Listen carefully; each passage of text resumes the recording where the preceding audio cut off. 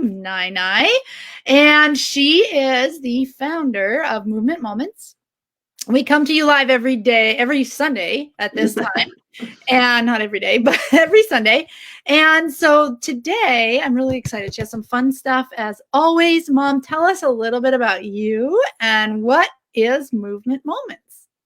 Okay, well, I've always been interested in movements, and I did yoga and taught yoga for a while, and various other modalities. And I got very interested in the natural movement space. And also, as I got older, I found I had certain aches and pains that were getting in the way of activities and weren't going away. Went to a physical therapist, had various things happen. But what happened finally was that I came upon a strategy for myself, and that seems to work, and that works for others, where you can incorporate natural movement, certain movements into your everyday life, and this can help you maintain and strengthen your body in many ways, and help to keep mobile and strong as we age. So that instead of succumbing to our sedentary behaviors, instead we put movement in our lives in ways that are very simple to do, and help us overcome the fact that we do so much sitting. Whatever our age, we're still losing strength and mobility and flexibility because we don't move. And so as we get older, what you're losing is not because you're getting older mostly, it's mostly because you're not using it. We aren't using the things. The old saying, if you don't use it, you lose it. Exactly. Right.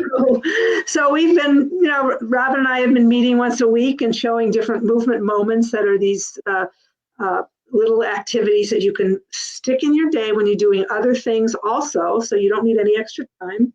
And they really do work. They really do help solve a lot of issues that people have, or address a lot of issues that people have with mobility, strength, and balance. So today I would like to talk about assessments. I started thinking about it, and the thing is, the reason we do things like exercise, or look for different ways to move, or look for different ways to change what we're doing in the field of movement, is because we want to be able to do something better, or we're having trouble doing something that we normally want to do. There's all sorts of reasons, or we're looking to the future and we want to make sure we don't lose what we have. But the best way to be able to celebrate wins when you make progress is to start with an assessment, and to have an actual written diary or self-assessment chart that will show you where you are wherever you are. It doesn't matter where you are. It doesn't matter where you start. It's the idea that you're not going backwards in mobility and strength and fitness, but that you're going forward, however small, because as long as you make a little progress, you're fine, because if you don't do anything, you will make progress backward. You will progress. What's the opposite of progress? You will regress. You'll go backwards. So, and sometimes I think the word assessment sounds a little bit scary, or like people, not that it's a bad word, but some of us, and I've been there, might feel like, I don't want to go through all that. That's right. That's a good point. Think about your school testing and whatever. So let's think of another word. Yeah. And so if you have a better word, but one thing I love about it is it's just really a measure of how far you've come. And all of these things are so subtle because you can stick them in your day, right? In doing things while you're doing this. And so a simple way to review what your progress is you always have a way of breaking it down.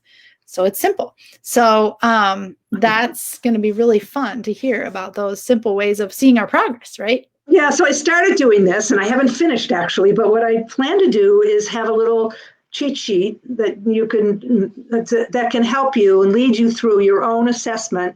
There's a couple of things that are basic that everybody agrees are a sign of longevity, your physical health, your ability to move in the future, and all that. And I'll go over those in a minute. And so that's like one category that generally agreed on for everybody. One should be able to do certain things.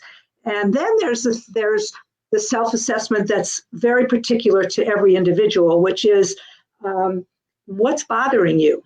I mean, what are the things that are getting in your way? No matter what your age, what are the things that you're doing now that you can't do as well as you used to, but you would like to be able to do them better? And they could be the most mundane thing, like, oh my God, I can't pick, my kid's getting bigger and bigger, so I can't pick my kid up. But also it hurts even if I, do something with my child that I used to be able to do. So that's one, so you could use that as an assessment, and a goal would be to make that easier. So it's really guiding you through picking a few, and there doesn't have to be a lot of them. It just can be one or two. But when you see progress, it's very exciting, and you can celebrate. It's really important to celebrate wins. Right. When we're like doing Maxine just jumped on. She won the other day for the challenge. Right. She made it here. Right. And so to celebrate a win, you have to know that you went from one point to another. And it really helps. I mean, you can keep track in your head, sort of, but it's really magic to be able to say that you wrote down on a certain date, oh my God, I wasn't able to do such and such, like balance. That's one of the things I'll go over. I couldn't stand on one leg for more than 2 seconds. But now I can stand on one leg for 20 seconds or however long. And maybe it's 5 seconds the next week. It doesn't matter as long as it's going in the right direction. So you talked about balance. That's one of the keys, right? Of quote, aging progress. Oh, absolutely. And also as people get older, they start getting afraid to fall. And as soon as you're starting to be afraid to fall, you restrict your activities. And as soon as you restrict your activities, you move less. And when we move less, then it can become a vicious circle where you're doing less, so your ability to do those very things diminishes. And so balance, it's a very simple, that's one of the most simple things to try. All you do is you just stand up and you stand, whoops, so that light isn't very good. Let me go over here. And you stand on one leg. Here. Can you see me? Yeah. I mean, it's no magic. You stand on one leg, but when you do this, you want to make sure that your feet are planted straight, your foot straight, and you push into the floor with the foot that you're standing on and lift up. And then you just time yourself and see how long you can do it. And then when you get fancier, and I can write this down in a little thing, you can check if your toes are clenching, because ideally you should be rooted on 3 corners of your foot, which is under the ball of your foot, at the base of your big toe, and the outside edge of your foot, and then actually 4 points, the inside and outside edges of your heel. And you push down in, and that helps you actually balance more. That's one of the reasons you can make progress. So what you do is you just start on a certain date and you write your little thing and you say, okay, today I can balance for such and such amount of time. 1 second. Doesn't matter if it's only 1 second or 0 seconds. The lower it is, the more you can make progress. So, but I looked it up. The average, a person under 4, it definitely, the average decreases very quickly as people get older. And under 30 or something, I'll have to look it up again. A kid can balance for, very easily. Young children can balance for a minute at a time, generally. Although I don't know about children now because they're so sedentary. It might be that young children are losing their ability to balance the way they had it when they weren't. You should try it on Sage and see how long she can balance. Yeah, she would be up for the balance challenge. Right, the balance challenge. Yes, balance is one of them. And the ability to get up from a chair or the floor, ideally the floor, is another one. There's a lot of research that shows that the ability to get up from the floor is a real sign of longevity if you can get up from the floor without holding on. Now, a lot of people can't do that. That doesn't mean your life is going to be shorter. But what it means is that you've lost some natural ability to get down and up. And so what do you mean by, show us a little bit about getting up and down and limitations? Ideally, I'm sitting on a low chair right now. But when I get up and down off the floor, I use the floor a lot. And when I get up and down off the floor, I can do it in several ways without using my hands, which is you ought to be able to do. Now, a lot of people can't do that. I've been working on this for a while. So you start with whatever works for you. If a low chair, I don't have a high chair in this room, but if you have, start at a normal chair and get up and see if you have to use, like if you have to push your hands into your, some people in order to get up, if they don't have something to hold on to, will have to push their hands into their knees to help them up. They're using their upper arms, they're stabilizing themselves with their upper body. They're not using their legs to get up. And so start with whatever chair you need to and practice, and then lower the chair, lower it a little bit. Get yourself a lower chair or put cushions on something. You can get creative and find ways that you can find a lower thing to get down and up off of. And go from there. And so measure it, let's see, I got up without holding on, and as you practice these other movement moments that we talk about, making your legs stronger and so on, then it impacts it helps you develop the ability to get on and off a chair, because what that is that's the strength in the posterior chain and also your balance and your flexibility in your hips. And all of those things we can work on these little movements that we put into our day. But what this is an assessment to see how it's impacting. This isn't something you necessarily have to do every single day, but it's great to be able to assess. And one other one is the ability to reach above your head. And I've got a long way to go on this, because I started when I was much older and had already lost a lot of it. But if you stand against a wall and you put your feet maybe 4 or 5 inches away from the wall and you lean back, and then you put your hands up and see if you can touch with your hands. But the trick is you're trying to keep this part of your back against the wall too.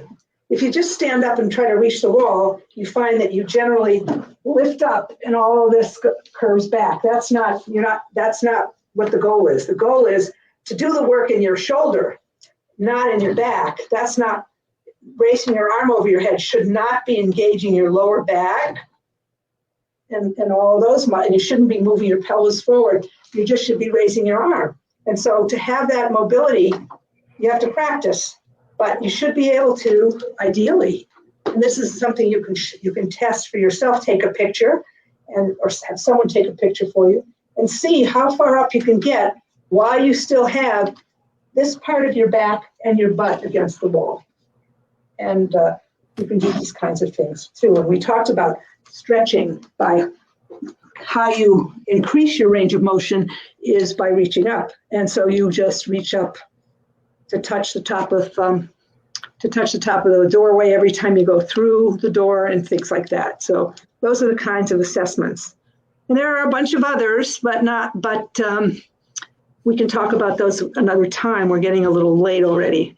So basically the 3 things that you talked about are balance and getting up and down off the floor and reaching over your head. And those 3 things alone, we've talked about kind of all 3 different, like the star on the floor and standing on one leg to keep your hip engaged, and those different getting up and down off the floor, reaching up to a door jamb. Those are things that you've already talked about, but this is a great way to measure them. And it just really makes it kind of sink in a little bit that those are such big indicators of losing our mobility, right? Right. That's right. So I think it's great for everybody at any age to start to think about. I mean, think about when you get up in the morning, you're like, oh, I'm so stiff everywhere. Just stretching all that out, but thinking about over time, if you don't move it enough, you definitely can lose it. So I'd have to measure my own range of motion and get me motivated to do it. So for those of you watching, if you have any questions, definitely drop them in the comments. If you're watching the replay,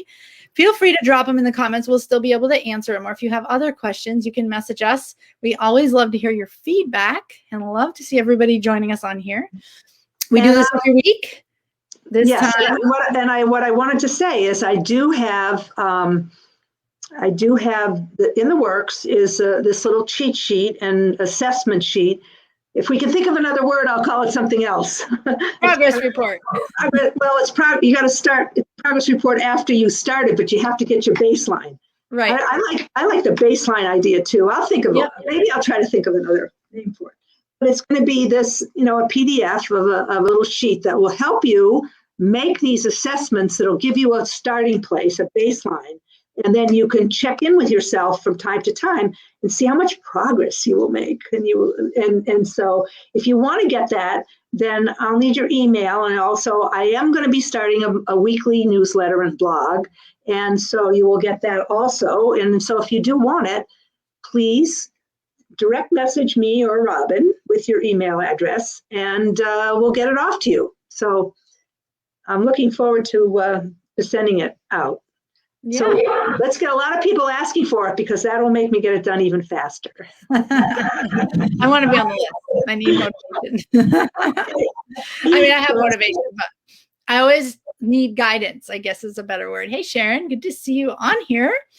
You guys, it's great to have everybody here every week. We are going to wrap this up. And thanks as always to my mom who brings the show. She brings all this knowledge and gets to share. We get to share all these years, decades of wealth of knowledge she has, which is what started this whole thing to begin with, because I kept telling her she has so much to share and we all need to be able to benefit. So thank you so much as always.